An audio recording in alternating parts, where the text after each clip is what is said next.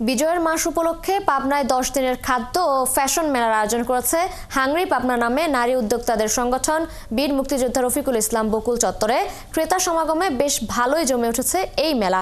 আয়োজকরা জানান, নারী উদ্যোক্তাদের এগিয়ে নিতেই পঞ্চমবারের মতো এই মেলার আয়োজন করা হয়েছে। মুস্তাফিজুর রহমানের তথ্যছবিতে প্রতিবেদন।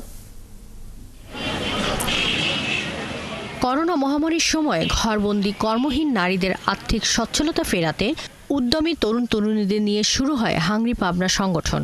শুরুতে ঘরে তৈরি খাবার নিয়ে কাজ করলেও এখন পোশাক, প্রসাধনী ও নিত্য প্রয়োজনীয় পণ্য তৈরি ও বিক্রি করছেন উদ্যোক্তারা।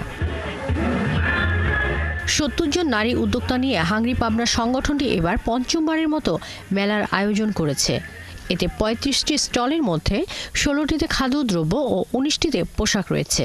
প্রতিদিন প্রায় 10-এর মতো ইনকাম করছে শুধুমাত্র ঝালমুড়িতে। তো সরকারের যদি এখানে আমাদের কোনো অনুদান বা যদি স্বল্প লাভে কোনো লোনের ব্যবস্থা এই অসহায় নারীদের পাশে দাঁড়াতে পারতো, তাহলে হয়তো তারা আরো সফল হতো। খাবার দেখলাম, আবার বিভিন্ন সাজগোজের জিনিস, জামা কাপড় সব মিলাই ভালো লাগে। আমরা দেখতেছি, ঘুরতেছি বা নিচ্ছি বা খাচ্ছি বা বাসায় বলতেছি, এটা আমরা পুরাতন জিনিস দেখে ভালো লাগতেছে।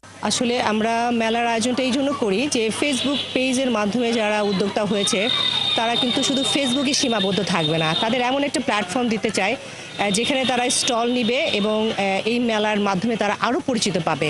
আয়োজকরা বলছেন, সরকার এই নারী উদ্যোক্তাদের পাশে এগিয়ে আসলে উদ্যোক্তাদের এই যাত্রা আরও সহজ হতো, আরও সামনে বড় হবে এবং জাতীয় বা আন্তর্জাতিক ভাবে আমাদের এই বেকার নারীদের বেকারত্ব দূরীকরণে হাংরি পাবনা এবং হাংরি পাবনা ফ্যাশন বিউটি একটা ভূমিকা রাখবে। প্রতিদিন সকাল 11টা থেকে রাত 10টা পর্যন্ত চলছে এই মেলা। 20 ডিসেম্বর শুরু হওয়া মেলাটি শেষ হবে আগামী 31 ডিসেম্বর। শাকিরা শম্পা, 71।